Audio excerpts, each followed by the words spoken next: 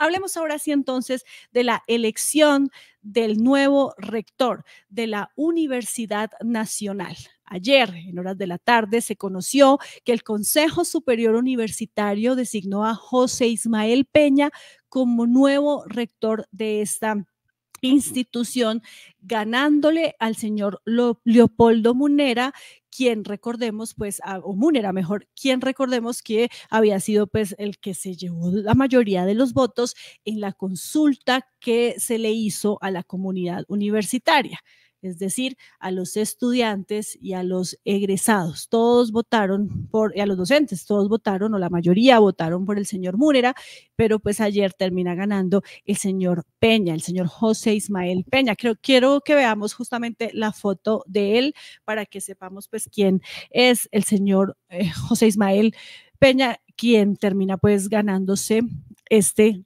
proceso de elección. Ahí está.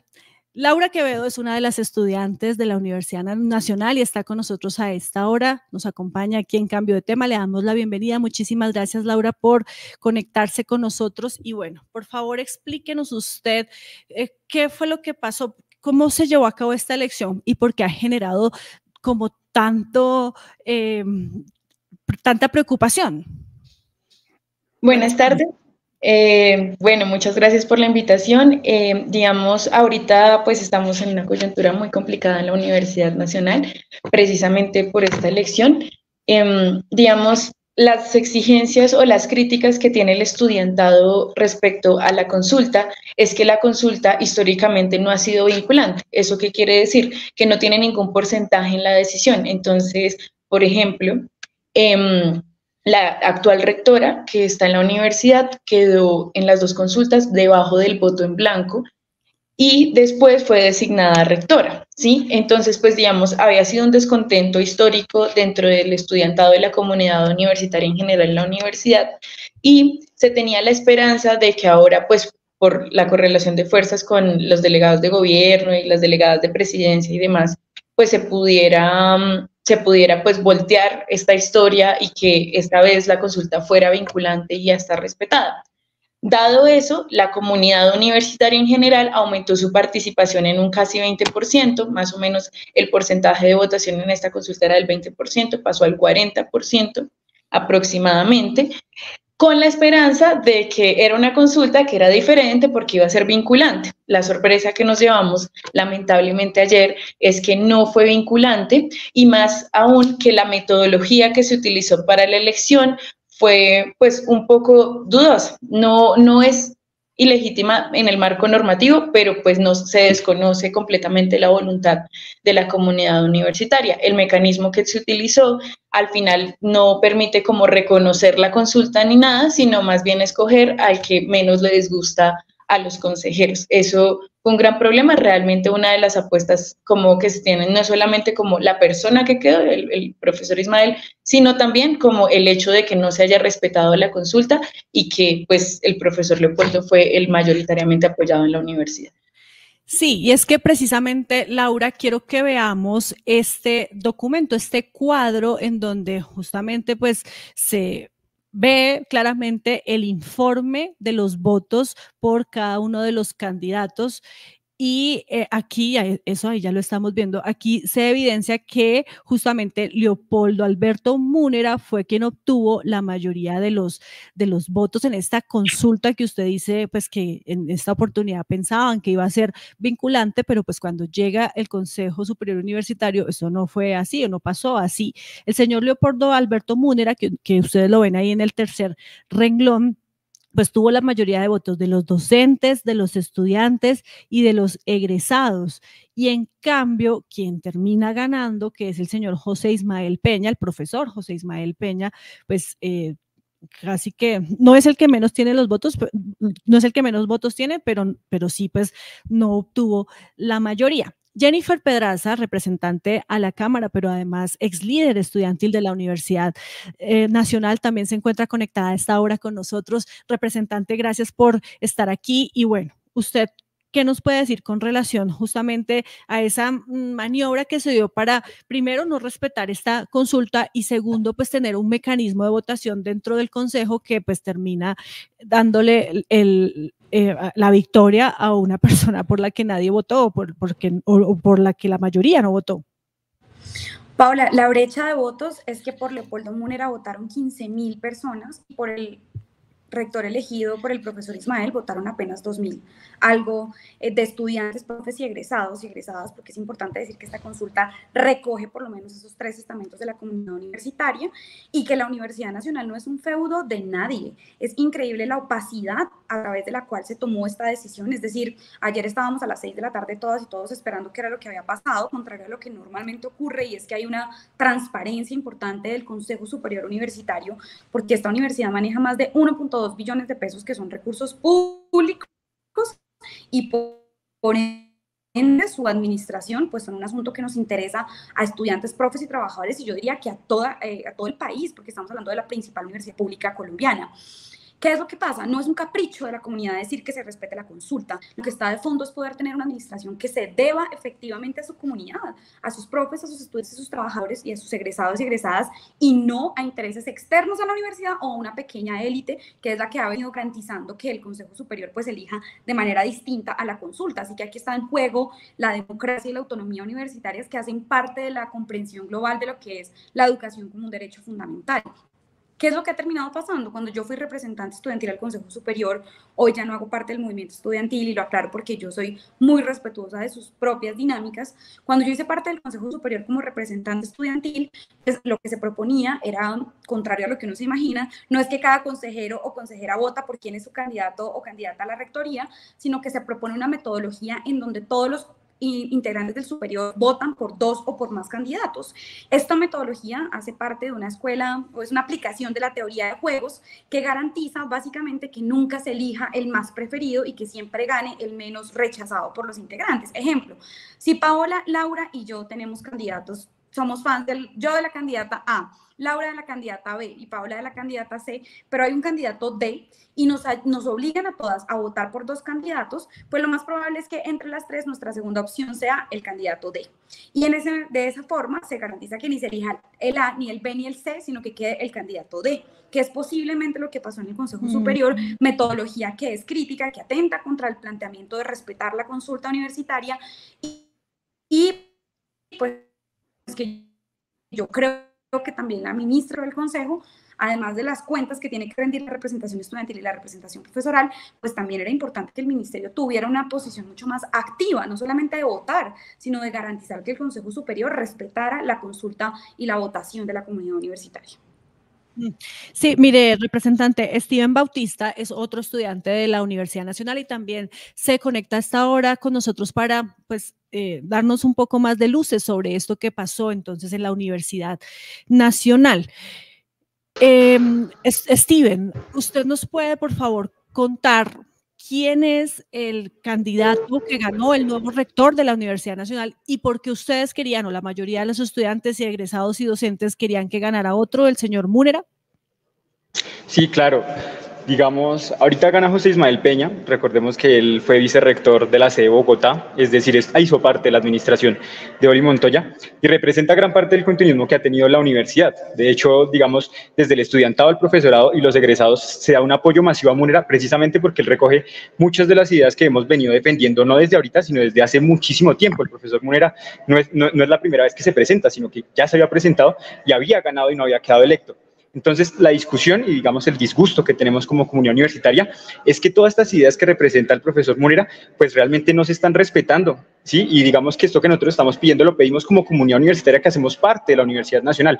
Digamos, estamos disgustados porque esas decisiones que se toman en el Consejo Superior por 8 personas no refleja realmente las problemáticas y necesidades y situaciones que nosotros queremos ver realmente que se logren solucionar por medio de una rectoría. Sí, quiero volver con Laura porque es que, mire, aquí nos están llegando muchos comentarios con relación a eso que pasó, pero además a la polémica que se ha generado debido a esta elección también en redes sociales y en Twitter, sobre todo en X. Y es que la gente se pregunta, bueno, ¿por qué tiene que ver en esto el presidente Gustavo Petro y por qué ahora le están echando la culpa a él? Resulta que pues hay dentro del Consejo Superior Universitario pues unos delegados del gobierno, incluso creo que es la misma ministra de Educación la que tiene que votar, pero pues el presidente, quiero que veamos el trino que él puso también en las últimas horas, ha dicho que los delegados del gobierno votaron por el señor Leopoldo Múnera.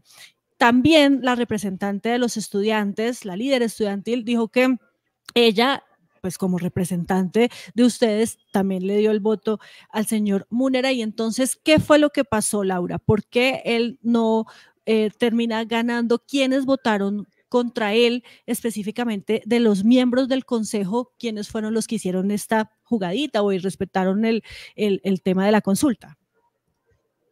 Bien, la crítica principalmente se da a partir de que, a pesar de que el voto tanto de delegaciones como de representaciones pudo haber sido por el profesor Múnera, estos no alcanzaron la mayoría absoluta, que sería un 5 versus 3.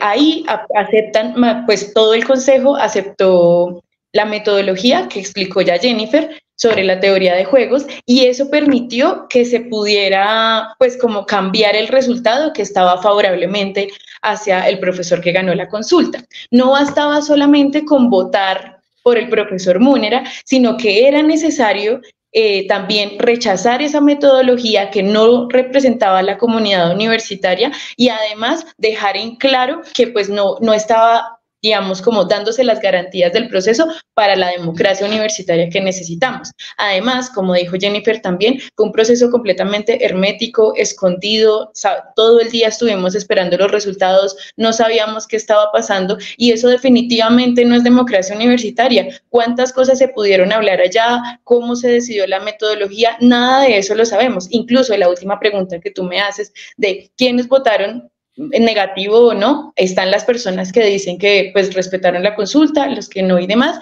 pero no podemos saberlo porque en realidad todo fue a escondidas y sin nada de veeduría de la comunidad universitaria, que al fin y al cabo somos las personas que estamos viviendo las situaciones en la universidad.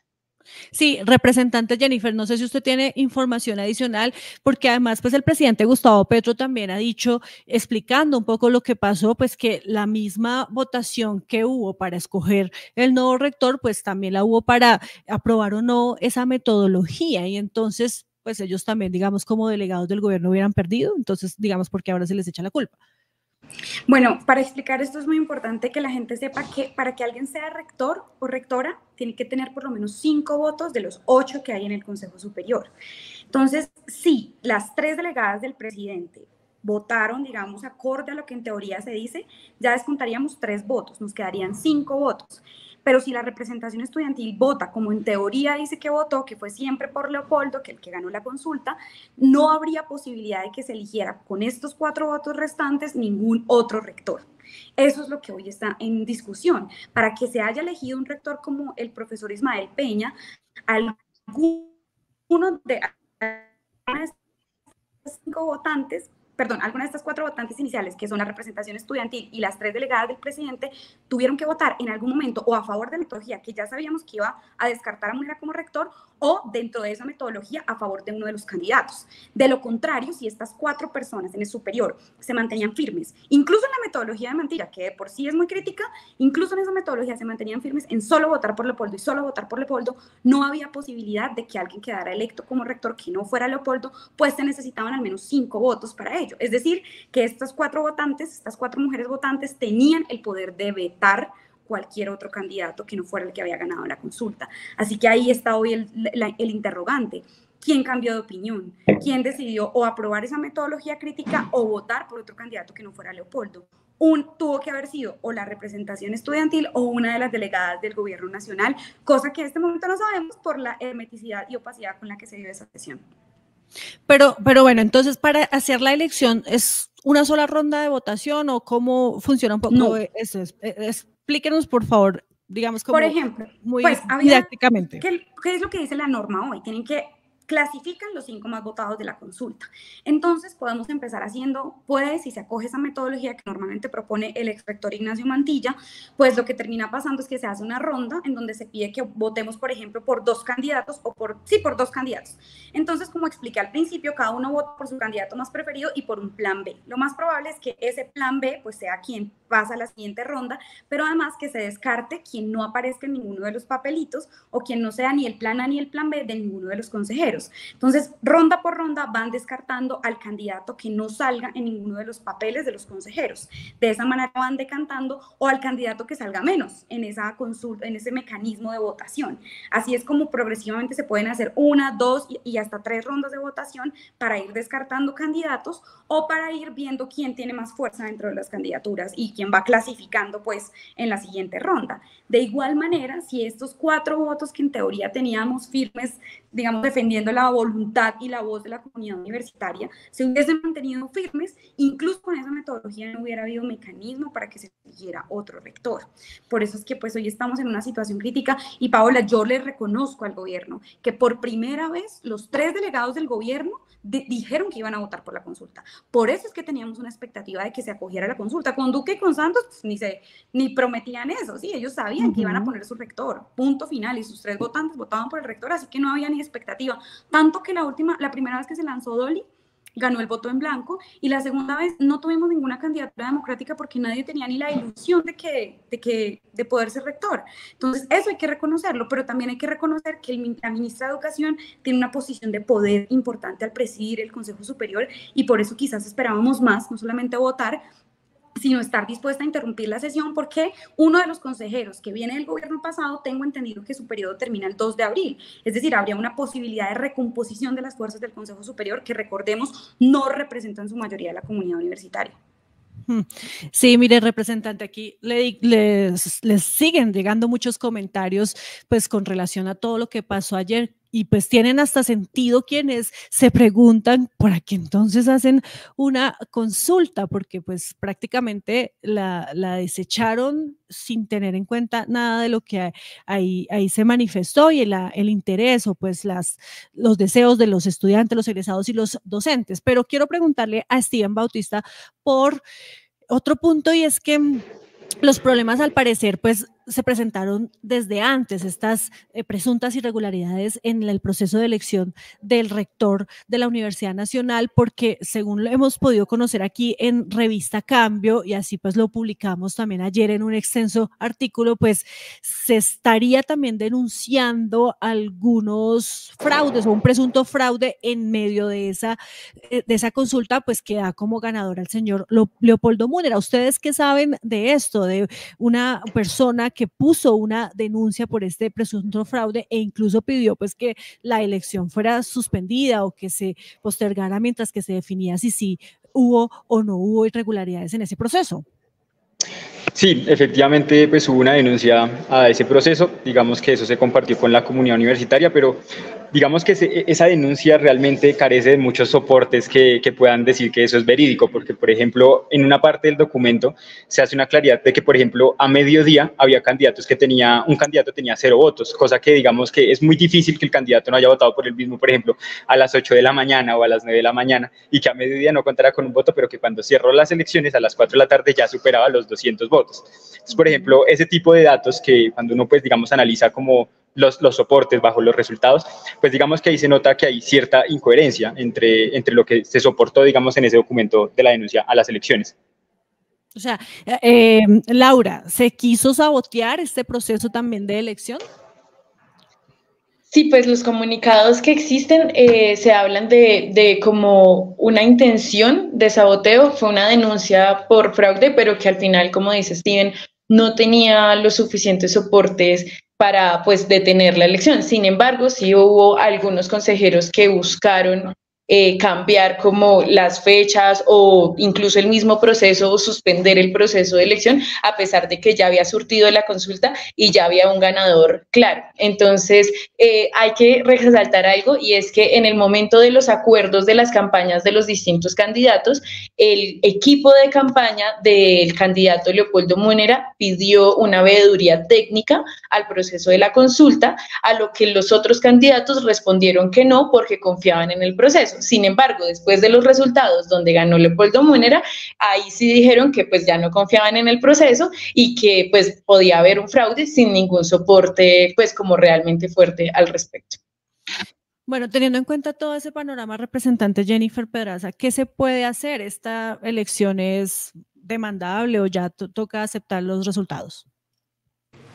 Bueno, lo primero que diría es que ayer tuve la posibilidad de estar en la asamblea de estudiantes y egresados que hubo y egresadas en el León de Grave, y pues estuvo el León rugiendo, lleno de estudiantes, llamando a una movilización, y uno de los puntos centrales que estamos pidiendo, porque yo me incluyo allí, es que haya una renuncia de Ismael, del rector Ismael, que fue elegido de manera ilegítima y desconociendo la consulta, y que el Consejo Superior vuelva a reunirse y acoja la consulta y la votación y la voluntad expresada a través de las urnas de parte de la comunidad universitaria. Pero yo creo, Paola, que esto también debe abrir un debate más grande. Por ejemplo, ¿cómo hacemos para modificar la Ley 30 en el sentido de que pues, los consejos superiores universitarios acojan los resultados de la consulta? Incluso la universidad podría emitir una reglamentación que defina que el Consejo Superior acogerá o votarán siempre sus delegados por quien gane la consulta, como ocurre hoy en la Universidad de Nariño, y otros elementos importantes en la Ley 30 que hay que reformar, como la desfinanciación de la crónica de las universidades públicas.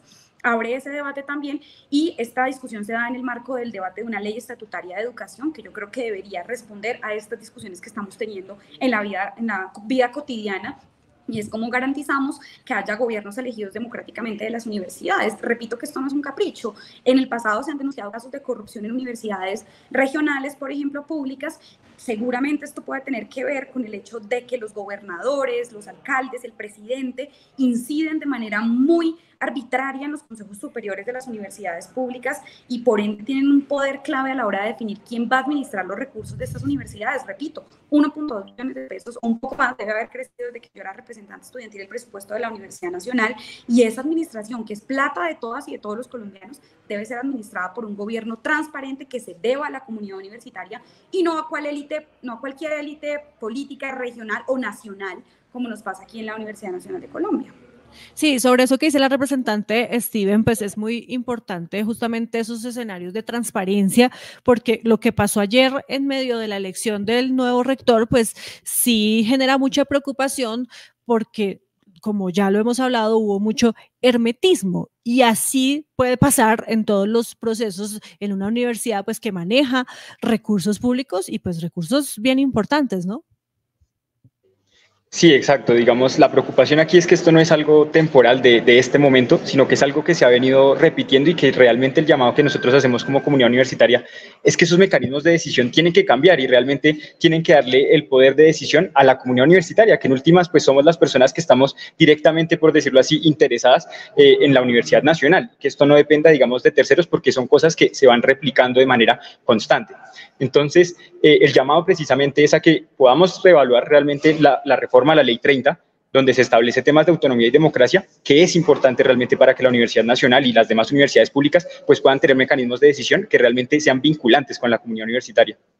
Pero, Steven, ustedes como estudiantes, ¿han pensado irse a paro?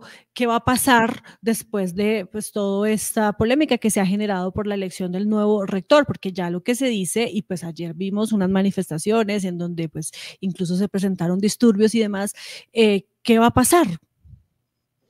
Pues evidentemente hay un disgusto total por la comunidad universitaria. Lo que decía Jennifer, el día de ayer hubo una asamblea.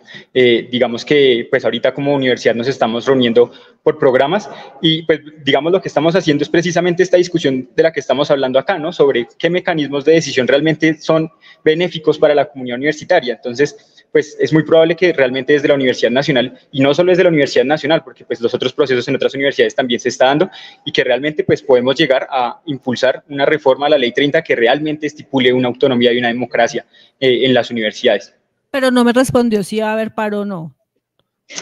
Bueno, pues es que eso es algo que yo como persona, digamos individualmente, yo no podría definir si habrá o no paro. Pero lo han que estoy hablado. diciendo, pues digamos, en este momento, en la coyuntura en la que estamos, se suman un montón de problemas. Entonces, pues digamos, realmente lo que sí queremos es una reforma integral a la Ley 30 que contemple todas estas dinámicas. Entonces, pues estamos en proceso de esa construcción y de esas dinámicas. Claro, pero Laura, quiero ir con usted porque Steven nos dice pues que hay que entonces buscar mecanismos diferentes y una reforma a la Ley 30 y demás, pero es que esta no es la primera vez que se habla de esto. Ya en muchas ocasiones, en muchos escenarios, pues los estudiantes, ustedes, la comunidad universitaria también en general, pues ha pedido que haya unas reformas importantes, estructurales, y eso no ha pasado. ¿Qué hace pensar que en este momento, pues sí, y mientras tanto, qué?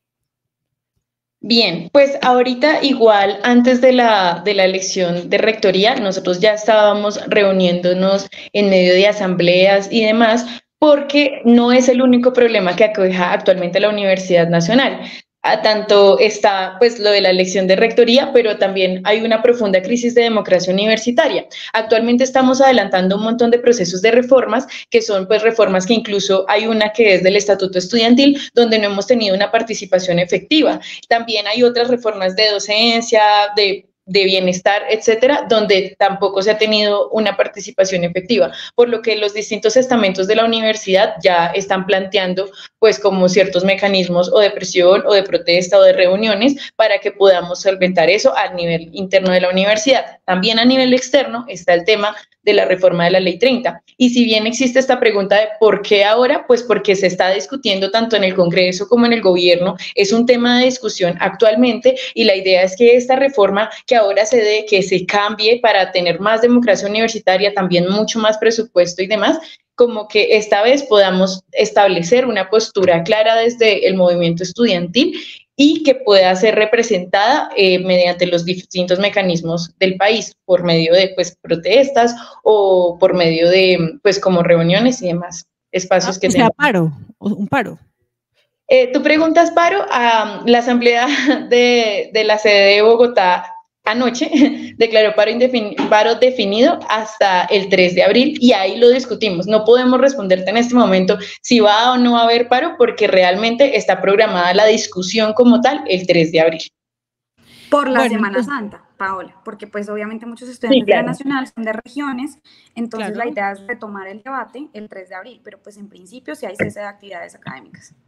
Bueno, entonces para ir terminando, representante Jennifer Pedraza, ¿cuál es el mensaje al gobierno con relación a estos llamados que se están haciendo desde la comunidad universitaria y teniendo en cuenta que está dada la oportunidad para que por fin pues haya esa reforma, se dé esa reforma que tanto se necesita en la Universidad Nacional y en las otras universidades públicas?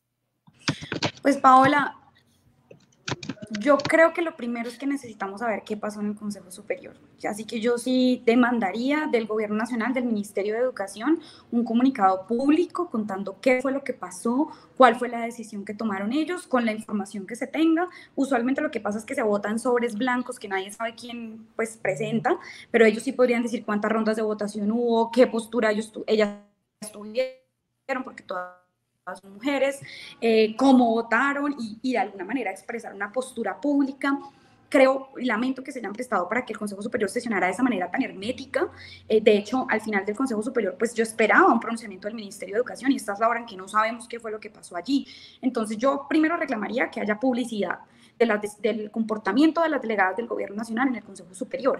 Y dos, pues que quizás como gobierno propongan una ruta para que el Consejo Superior Universitario vuelva a sesionar y que escuchen al movimiento estudiantil, profesoral y de trabajadores y de trabajadoras de la universidad, porque se viene pues una movilización. Yo creo que es una movilización justa, legítima. Estoy en este momento en la universidad y todo el mundo solo habla de eso. Es decir, hay un ánimo importante, es legítima esta movilización y esperaría yo que el gobierno pues reaccionara. Eso en torno a la universidad y hacia afuera, pues creo que es un momento propicio para revisar la redacción de la ley estatutaria. Yo no puedo desaprovechar este momento para alertar, porque en general la ley estatutaria es muy positiva, reconoce la educación como derecho fundamental, pero hay unos elementos de la redacción que como todos se han venido cediendo en la discusión. Por ejemplo, el literal U del artículo 5 de la ley estatutaria, porfa revísenlo estudiantes y profes y trabajadores, porque permite que los padres puedan elegir el tipo de educación que reciben los hijos, las hijas, y creo que a partir de eso proyectos de ley como el de los vouchers escolares de Paloma Valencia podrían avanzar. Es decir, creo que hay un contexto para hablar no solamente de la elección de rectoría de la universidad, sino de la ley estatutaria y de la necesidad de una reforma a la ley 30. Creo que esas serían las 3 peticiones que yo plantearía, pero aclaro, Paola, yo ya no soy parte del movimiento estudiantil, yo ya soy congresista, lo digo como desde afuera. Mejor, pero mejor, Pues sí, representante, porque desde el Congreso usted también puede ayudar a impulsar obviamente, eso. a la orden en todas esas causas siempre. Bueno, Steven, ¿cuál es el mensaje suyo al gobierno y especialmente o particularmente al presidente Gustavo Petro, que seguramente podrá escuchar este programa después? Bueno, el mensaje que tenemos es que hoy las universidades se siguen cayendo a pedazos, la infraestructura de la universidad sigue deteriorándose. Esto no es de este gobierno, esto viene de gobiernos pasados que inclusive, pues como usted lo decía, no es la primera vez que nosotros hacemos un llamado a una reforma a la Ley 30, pero pues esto es una burbuja que va a estallar, ¿no? Y que va a estallar porque la infraestructura de la universidad, por ejemplo, está muy vieja, o sea, estábamos hablando hace unos días, por ejemplo, del ICN, del edificio de farmacia, el colegio del IPAR, donde estudian los hijos de docentes y estudiantes, se les cayeron las tejas encima. Entonces, son condiciones que no son dignas y que realmente, pues digamos, el llamado que le hacemos al gobierno nacional es que pueda darle continuidad a las mesas para poder realmente ver una reforma a la Ley 30, que es lo que le permite oxigenar financieramente a las universidades públicas en Colombia. Un aporte ahí. Y Laura, ¿usted qué quiere decirle al presidente Gustavo Petro, al gobierno nacional? Que es el momento del cambio, es el momento de transformar estructuralmente lo que es la ley de educación, la forma en la que concebimos la democracia universitaria, la forma en la que concebimos la educación misma como el sistema de educación. Creo que tenemos las posibilidades, tenemos las herramientas, tenemos la gente también en el gobierno para hacerlo. Entonces, yo creo que es el momento de empezar a incidir y apoyar completamente estas luchas estudiantiles y universitarias, porque también hay docentes, egresados y demás. Es el momento de empezar a respaldar estas luchas universitarias, de escuchar a las personas que tenemos mucho para aportar alrededor de eso, y pues como que ya dadas las circunstancias en la Universidad Nacional, teniendo en cuenta que las otras universidades públicas también se encuentran en este tipo de elecciones, evaluar también cuáles errores se cometieron desde las delegaciones en esta elección y que no se repitan en otras universidades para que las otras universidades también tengan garantías de democracia universitaria. Hay una cosa rápida que quiero preguntarle, Laura, también, y es que la representante estudiantil en este momento, que es Sara Jiménez, pues ha recibido también bastantes críticas por, digamos, lo que ella hizo en el Consejo Superior Universitario. Pues no se sabe si en efecto votó o no votó por el candidato Múnera, pero pues también por las posturas que ha adoptado. ¿Ustedes han hablado con ella? ¿Qué dice ella? ¿Qué pasa con ella? ¿Cuál es la situación en este momento? ¿Se sienten ustedes bien representados por Sara Jiménez? Bien, pues bueno, principalmente ella se ha pronunciado unas horas después de la elección, se pronunció ratificando que su voto fue por respeto a la consulta estudiantil. Ha sido altamente cuestionada por las mismas razones que también ha sido cuestionada las delegaciones de gobierno, y es porque pues igual no debió como aceptar la metodología y demás, como que no solo bastaba con votar por lo que salía en la consulta, sino también por pues generar una discusión alrededor del mecanismo que estaban usando, de las políticas que usaron, del hermetismo con el que tuvo pues como la consulta y demás. Entonces, pues digamos, estos cuestionamientos son válidos. Ella pues no ha pronunciado más acerca de su voto y demás. También pues se entiende que está en un momento un poco difícil, y pues digamos las críticas que se le han planteado, si bien son válidas, pues digamos tendrán más profundidad y pues darán construcción a más cambios con la construcción de la lucha estudiantil. Pues sí, eso es lo importante, que se llegue a una... Paola, debería estar la representante estudiantil en este live, en este momento. Debería estar no solamente rindiendo cuentas, sino también contribuyendo a la discusión que el movimiento estudiantil está teniendo hoy sobre cómo esto es una bandera, cómo, en qué lo podemos concretar, es posible cambiar el resultado.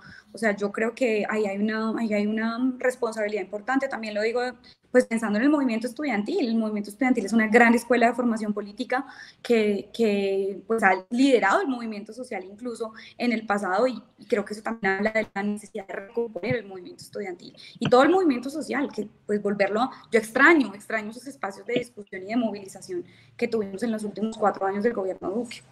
Pero, Steven, ¿ella no ha participado en las reuniones que se han realizado recientemente? Pues bueno, como lo decía Sara, digamos, como lo decía Laura, perdón, desde la elección, pues digamos que solo ha habido un pronunciamiento por medio de redes. Digamos, nosotros igualmente veníamos hablando de que el mecanismo de decisión no es el adecuado, ¿cierto? Y digamos que eso no solo se hablaba en la CE Bogotá, sino a nivel nacional. Entonces, pues, evidentemente que esas discusiones, pues, fueron de conocimiento de Sara y esas preocupaciones realmente sobre las dinámicas en cómo se toman esas decisiones, pues, eran de conocimiento de Sara, y no solo de Sara, sino también del ministerio, inclusive, pues, sabía cómo es, por ejemplo, lo de la teoría de juegos, y ellos, digamos, ya estaban en conocimiento un poco sobre cómo son las dinámicas en esos espacios de decisión.